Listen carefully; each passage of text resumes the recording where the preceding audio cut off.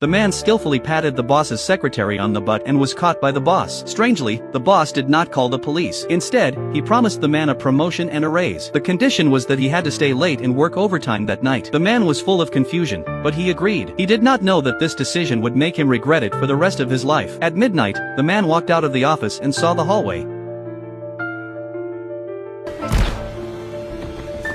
He was so scared that he hid behind the wall. After the killer dragged away the body, he slipped into the bathroom. The next second, he realized the security guard was already dead. At that moment, he heard soft footsteps outside. The man quickly closed the door and stepped on the toilet, crouching down. The killer pushed the door open, wiped the blood off his face, and spoke to the security guard. When the man saw the keychain on the guard's waist, he realized the killer could come in at any moment. He jumped off the toilet and crawled into the next stall, but he accidentally triggered a sensor. In a panic, he climbed back on the toilet and, as the killer stood up, he slammed the flush. Fortunately, the killer thought the guard's body had accidentally touched it and turned away. After a while, the man rushed out of the bathroom but ran into a colleague who was staying late. He told the colleague about the killer, and they prepared to escape together. They found that the elevator was locked, and the fire escape was also blocked. The man told his colleague to call for help while he went to warn the boss. When he reached the office, the boss was gone. Meanwhile, the colleague had just dialed the phone when they heard the killer's voice behind them. The killer put his hand on the colleague's shoulder, motioned for them to hang up, and pulled a gun on their head. When the man arrived, the office was eerily silent. He crouched at his desk and tried to call the police, but his phone had no battery. He plugged in the charger. When he turned around,